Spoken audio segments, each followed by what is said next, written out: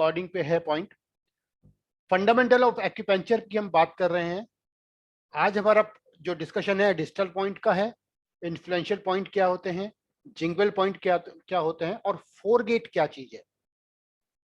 अगर कोई चीज समझ में नहीं आ रही है तो आपको इसको YouTube पे जाकर इस वीडियो को एक बार दोबारा देख सकते हैं। तब भी कुछ अगर आपको कुछ कंफ्यूजन रह जाता है तो आप मेरे को व्हाट्सएप कर सकते हैं, तो हो सकता है मैं कुछ आपको वहां पर समझाने की कोशिश करूंगा। मगर ये सब आपने समझना है।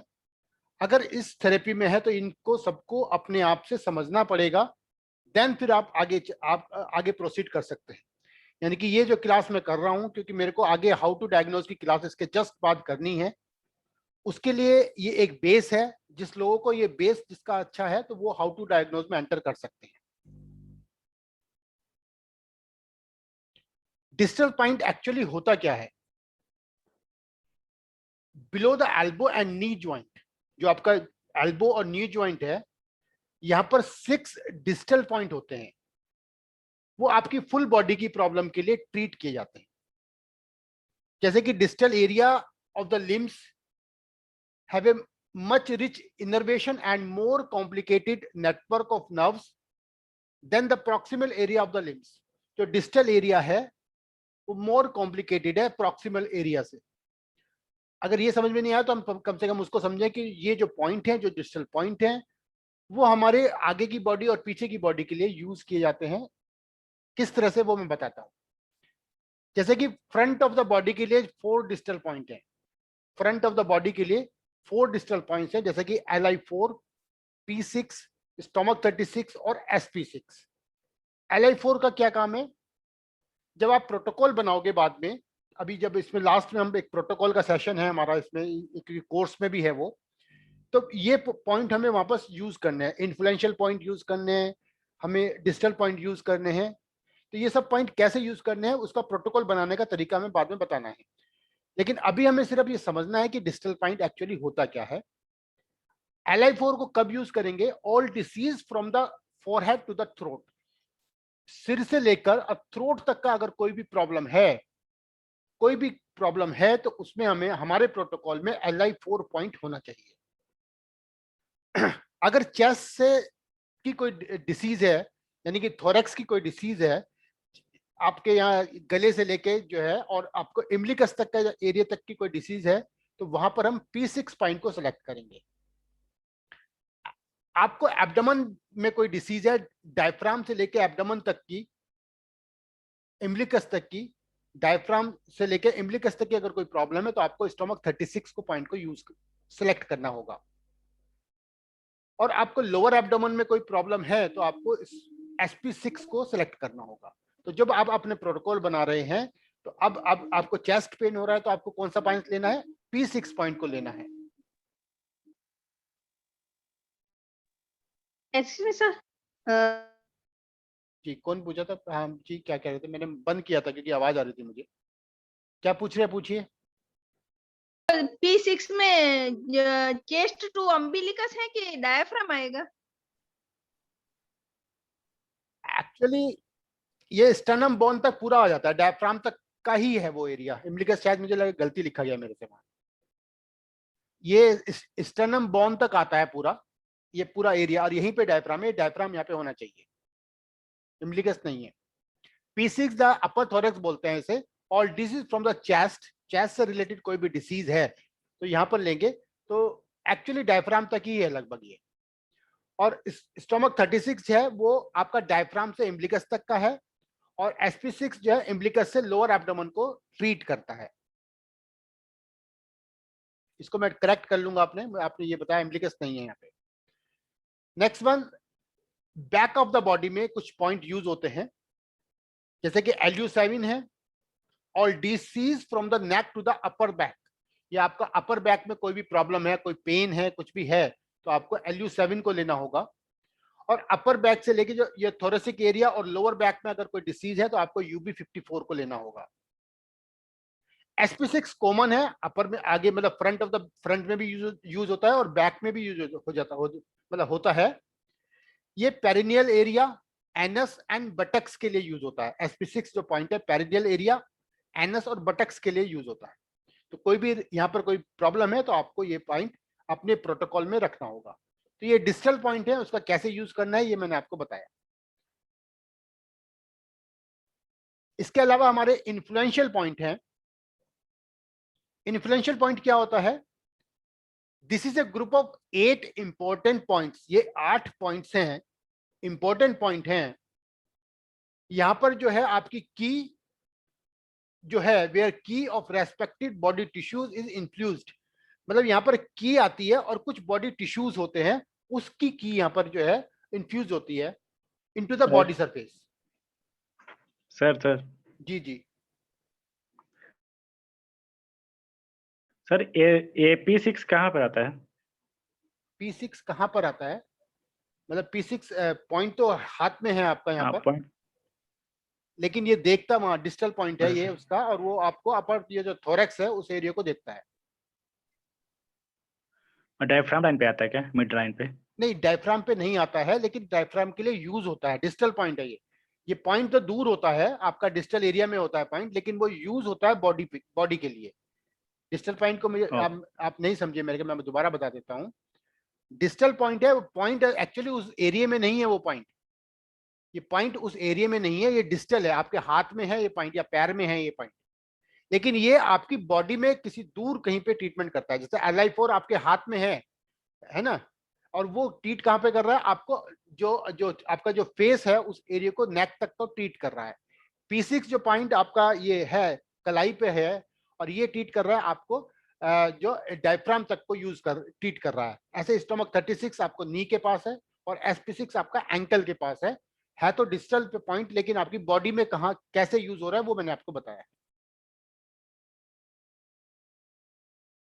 इन्फ्लुएंशियल पॉइंट की हम बात कर रहे थे। ये एक तरह से टिश्यूज के लिए यूज होते हैं।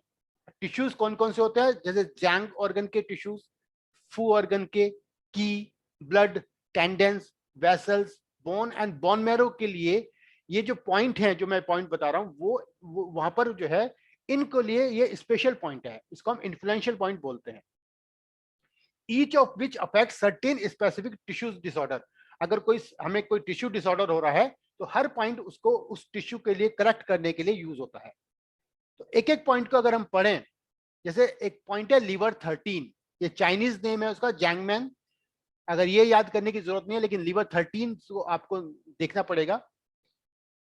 ये आपको लीवर 13 जो पॉइंट है ये इन्फ्लुएंशियल पॉइंट है आपको जैंग ऑर्गन का, और ये स्प्लीन का फ्रंट म्यू पॉइंट है।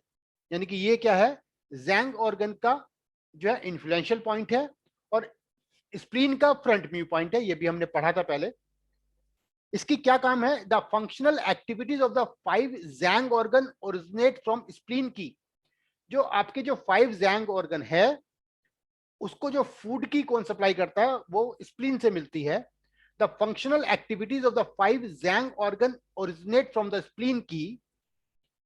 This point can be used in the treatment of disorder of the Jang organ, such as splenomegaly, hepatomegaly, hypochondric pain और jaundice में इस पॉइंट को यूज किया जाता है। मतलब एक तरह से जैसे कि ये स्प्लीन का तो फ्रंट शू पॉइंट है आपको, लेकिन ये इन्फ्लुएंशियल पॉइंट भी है आपके सारे जैंग ऑर्गन के लिए, उसको की सप्लाई करता है। तो अगर किसी भी जैंग ऑर्गन में आपको कोई प्रॉब्लम हो रही है तो आपको लीवर 13 पॉइंट को यूज करना चाहिए। वैसे ये अगर देखा जाए तो आपको स्प्लीनोमेगाली में, हिपैटोमेगाली में, हाइपोकॉन्ड्रिक पेन में और जॉइंडिस में इस पॉइंट को हमें सिलेक्ट करना चाहिए। नेक्स्ट वन हमारा जो पॉइंट है दैट इज द रैन 12 या CV12। जोंगवेन इस पॉइंट का नाम है Chinese. This is the influential point of the फू ऑर्गन। ये फ्यू ऑर्गन का जो है इन्फ्लुएंशियल पॉइंट है।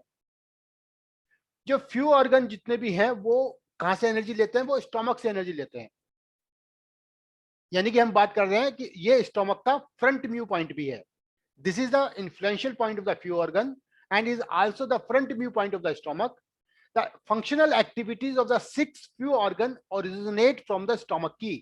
यानी कि आपका जो 5 फ्यू ऑर्गन है, 6 फ्यू ऑर्गन जो है वो अपने फंक्शन के लिए जो एनर्जी लेते हैं वो आपके स्टोमक से लेते हैं।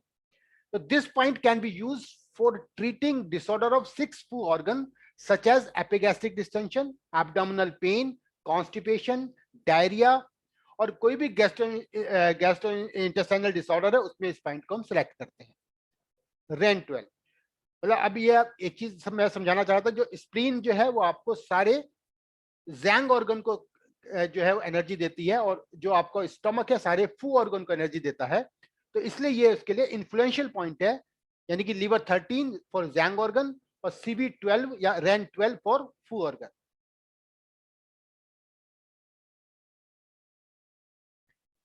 एक है रेन 17 यानी कि सीबी 17। ये क्या है?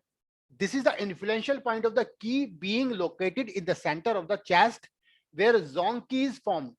यानी कि ये जो आपके जो सेंटर ऑफ द चेस्ट है जहां पर हमारी डिफेंसिव की फॉर्म्ड होती है ना, उस जगह है ये पॉइंट।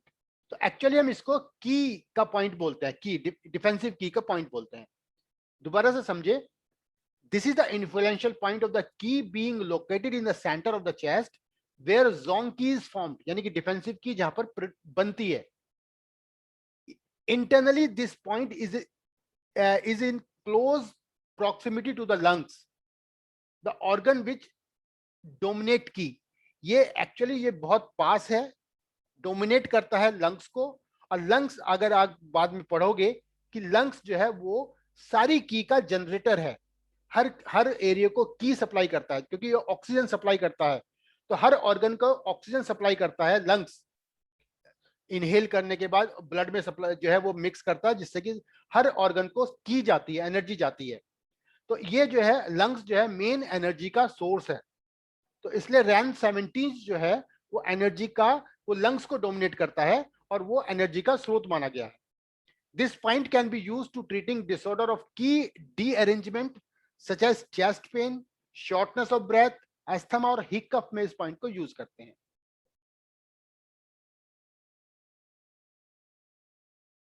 एक है UB17। UB17 जो पॉइंट है, अगर हम बात करें UB17 जो पॉइंट है, इसके पास में हमारा पॉइंट है UB18 जो कि लीवर का फ्रंट शू बैक शू पॉइंट है, और इसके पीछे एक पॉइंट है UB15 जो कि हार्ट का बैक शू पॉइंट है। This is the influential point of the blood. जो UB17 है वो ब्लड का इन्फ्लुएंशियल पॉइंट है, being located between heart point यानी कि UB15 एंड द गैंशू यानी कि लीवर पॉइंट UB18 के पास बीच में है ये। Liver store blood while the heart dominate blood. Liver तो ब्लड को स्टोर करता है और हार्ट जो है ब्लड को जो है जनरेट करता है, बनाता है या डोमिनेट करता है। This point is situated between two organs and has the function of the two promote the manufacture of the blood.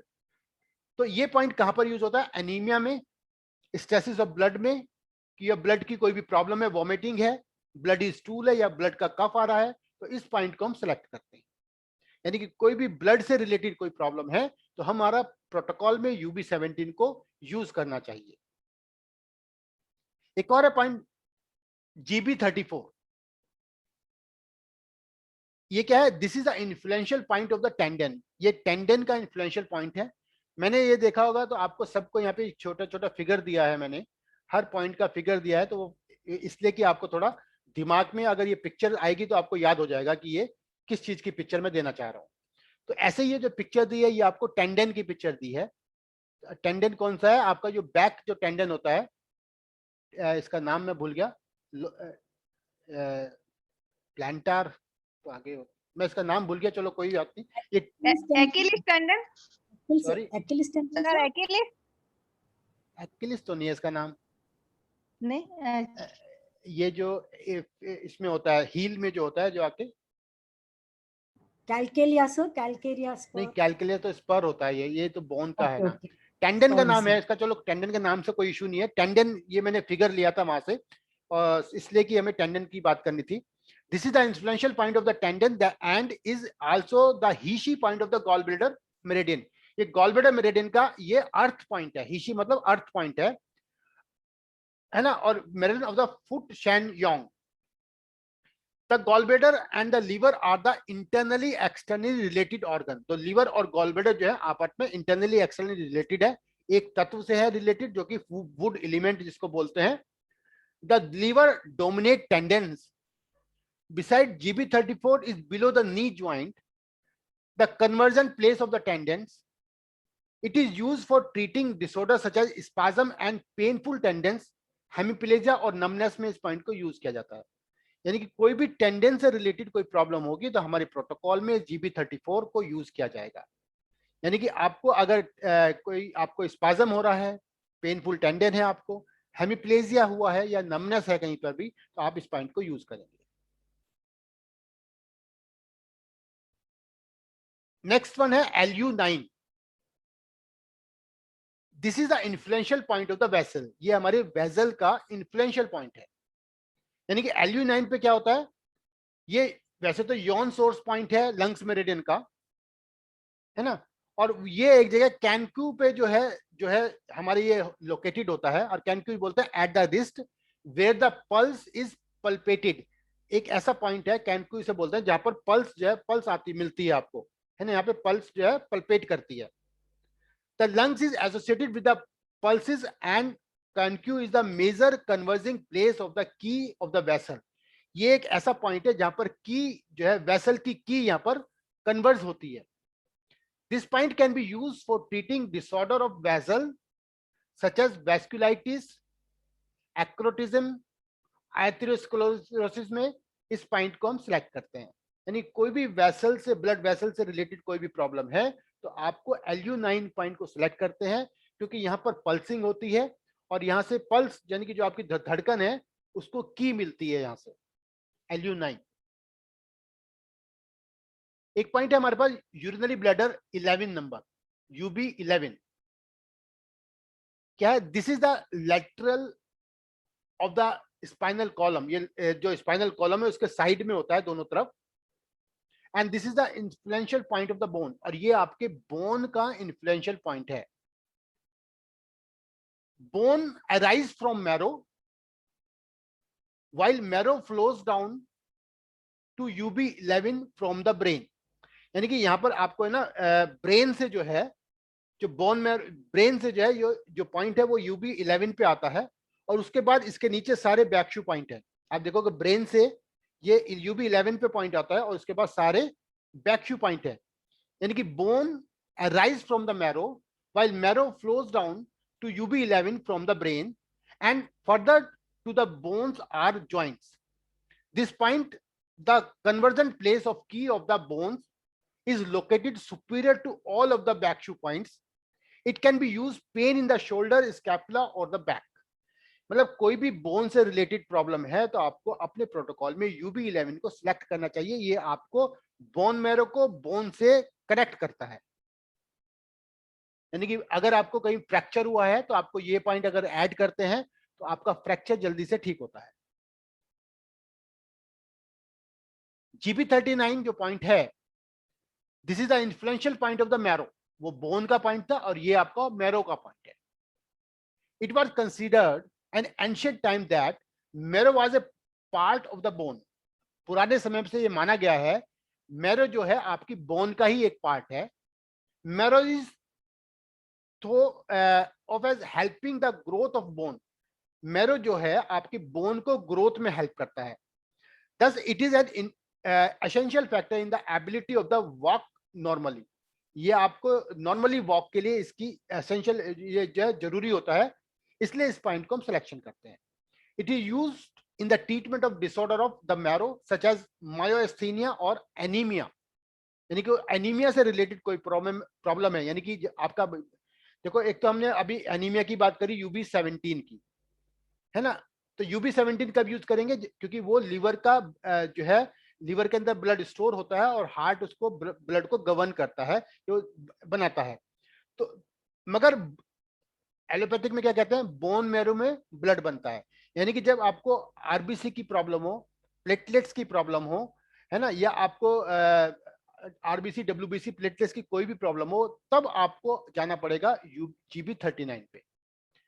Blood की क्वांटिटी के लिए आपको जाना पड़ेगा UB17 पे, लेकिन ब्लड के कंपोनेंट के लिए आपको जाना पड़ेगा GB39 के पास। ठीक है ना, तो थोड़ा अंतर है इसमें। GB39 कब सिलेक्ट करना है, जब ब्लड के कंपोनेंट का हमें ट्रीटमेंट करना है। ये तो हमारे इन्फ्लुएंशियल पॉइंट थे जो मैंने आपको बताया, और ये 8 इन्फ्लुएंशियल पॉइंट थे। इसके अलावा हमें बात करनी है जिंगवेल पॉइंट की। जिंगवेल पॉइंट क्या होते हैं? यानी कि जिंगवेल पॉइंट जो होते हैं ये आपके 12 एक्यू पॉइंट हैं। ये आपकी फिंगर और टो की टिप के पास होते हैं। सिर्फ एक पॉइंट है जो कि K1 है, जो कि आपके पैर के तलवे में होता है नीचे, ठीक है ना, सोल में होता है। These point together constitute the first set of 5 shoe point। ये जब भी हम 5 shoe point को हम पढ़ेंगे तो ये पहला पॉइंट होता है उसका, यानी कि जब भी 5 shoe point का ये फर्स्ट पॉइंट होता है, यानी कि these point together constitute the first set of 5 shoe points next to the nail and from the origin of the 12 yin and yang meridian। ये 12 मेरिडियन है, yin और yang, उसका ओरिजिन है ये। Jingwell point where the key of the channel emerge and being moving toward the trunk of the body। Jingwell point है जहां पर की इमर्ज होती है। जैसे मैंने आपको बताया था कि ये लार्ज इंटेस्टाइन मेरिडियन है, सॉरी लंग्स मेरिडियन है, और वो आके जिंगवेल पॉइंट कहां पर खत्म होती है? मेरा जिंगवेल पॉइंट कहां पर खत्म होती है? लंग्स मेरिडियन LU11 पे। फिर वहां से लार्ज इंटेस्टाइन की मेरिडियन शुरू होती है LI1 से, और वो आके खत्म होती है यहाँ पर नोज के पास। तो LU11 से LI1 में जो एनर्जी जो है यहाँ पे मर्ज होती है, ठीक है ना। मैंने बताया कि ये मर्ज होती है क्योंकि एक मैंने आपको सबसे पहले बताया था ऑर्गन क्लॉक में कि LU1 से शुरू होता है और बाद में जाकर लीवर 14 पे हमारा सर्किट पूरा होता है, ठीक है ना। तो यही मैं आपको बताने की कोशिश करूं कि ये जो पॉइंट है जिंगवेल पॉइंट, यहाँ पर एनर्जी मर्ज होती है। Jingwell point where the key of the channel emerge and being moving toward the trunk of the body, और ऊपर की तरफ चलती है। एक्शन क्या है इसका?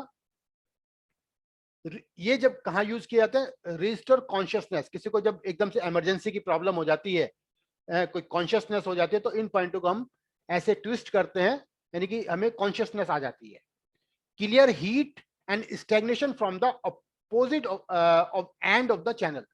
जैसे कि ये मेरा LU11 पॉइंट है, तो LU1 पे जो है ये जहां से शुरू हो रही है मेरिडियन, तो फर्स्ट एंड लास्ट पॉइंट की तरह ये ट्रीट कर सकते हैं हम इसे। यानी कि अगर मेरे को LI1 पे मैं कोई ट्रीट किया और मेरे को यहाँ पे दांतों में पेन हो रहा है, तो मैं LI1 को यूज कर सकता हूँ, यानी कि फर्स्ट एंड लास्ट पॉइंट।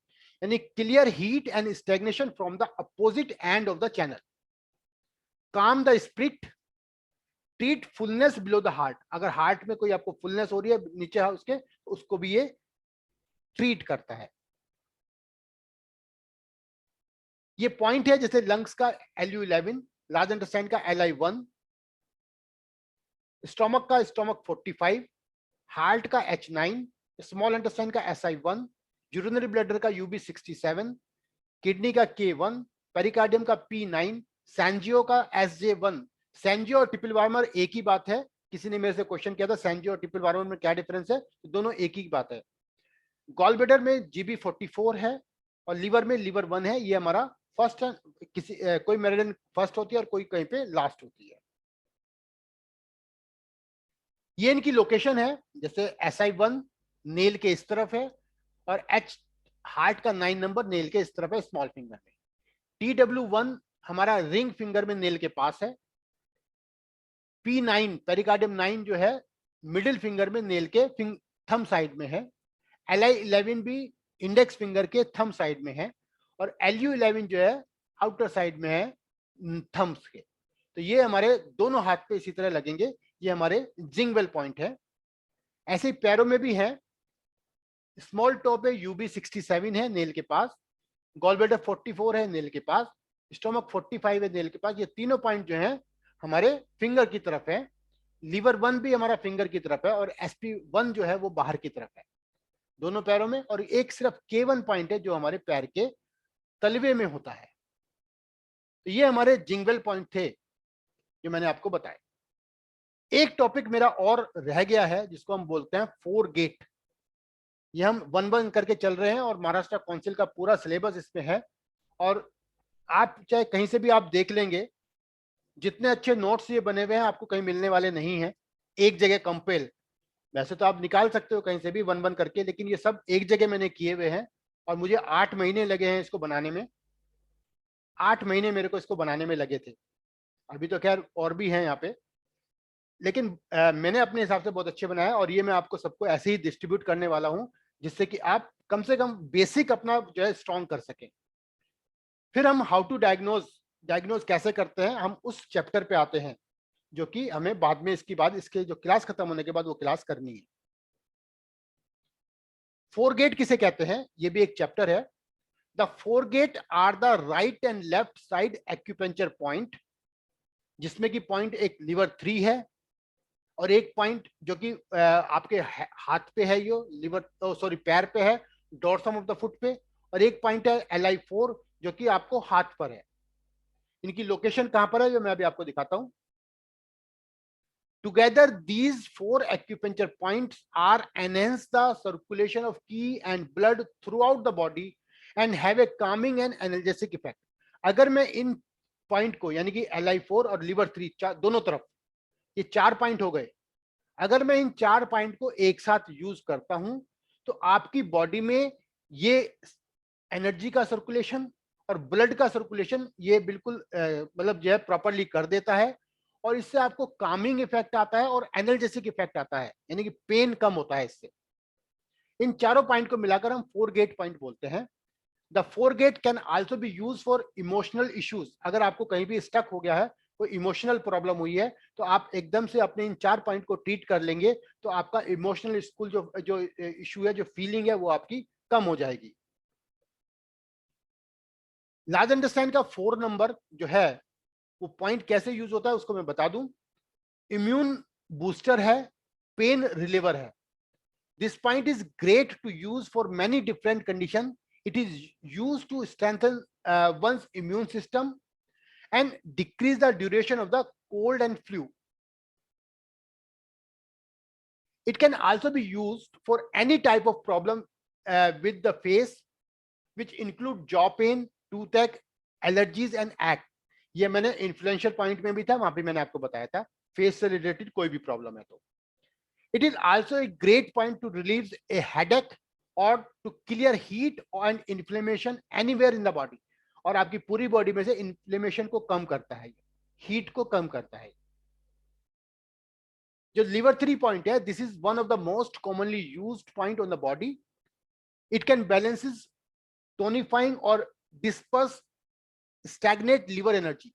ये जो पॉइंट क्या है, आपको ये बैलेंस करता है, टोनिफाई करता है, डिस्पर्स करता है और लिवर एनर्जी को स्टैग्नेट होने से बचाता है।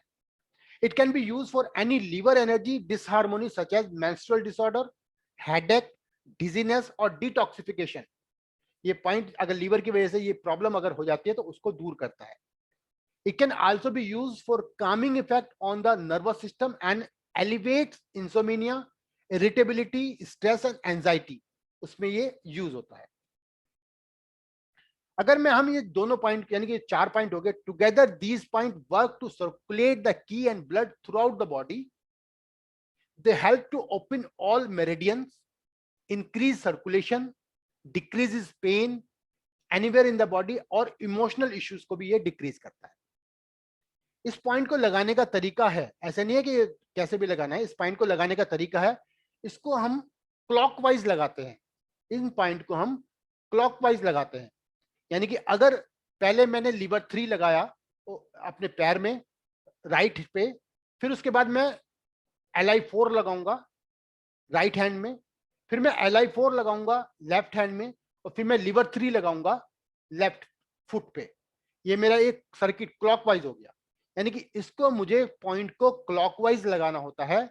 और अगर मैंने शुरू किया लेफ्ट साइड से शुरू किया मैंने, तो पहले मैं LI4 लगाऊंगा, फिर मैं लेफ्ट साइड में लिवर 3 लगाऊंगा, फिर मैं राइट साइड का लिवर 3 लगाऊंगा और फिर मैं राइट साइड का LI4 लगाऊंगा।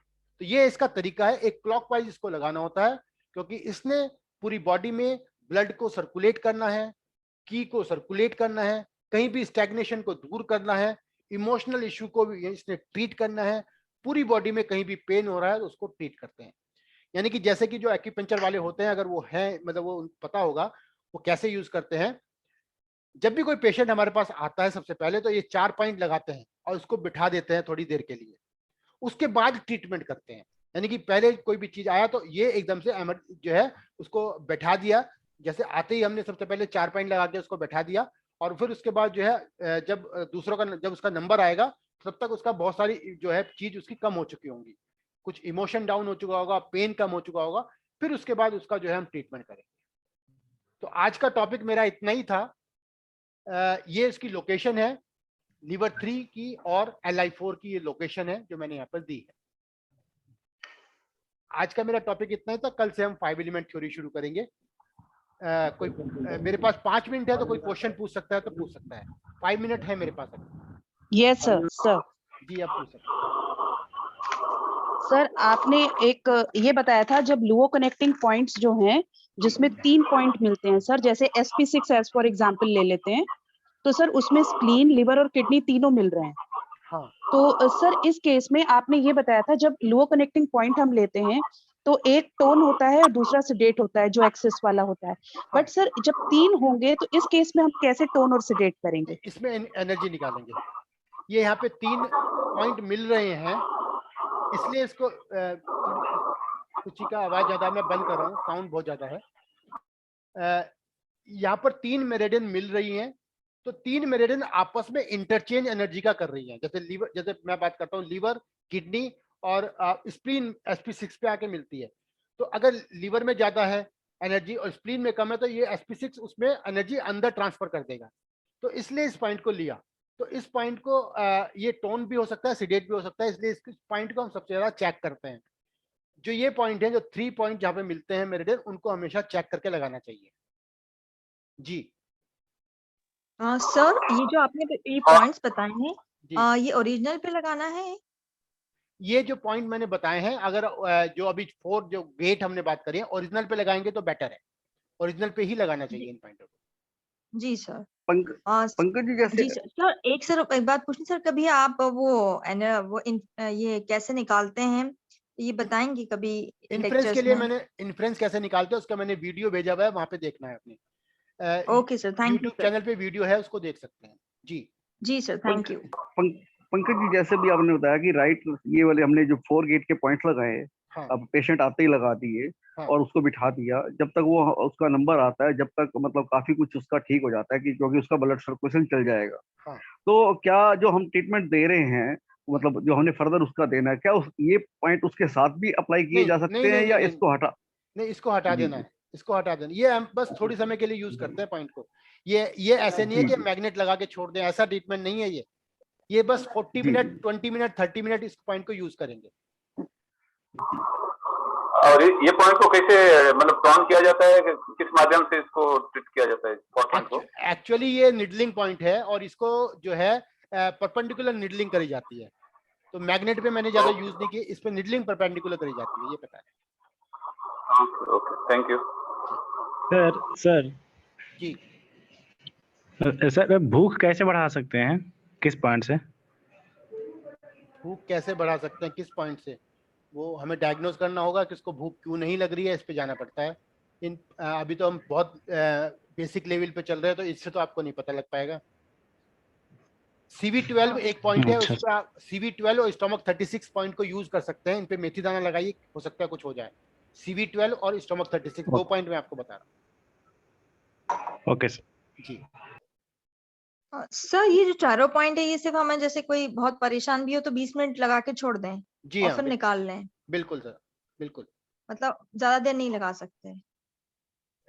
निडलिंग करते Sir, I हैं। have one doubt, sir. Ji Sir, I have one doubt, sir. You told from LU9 energy will go to LI1.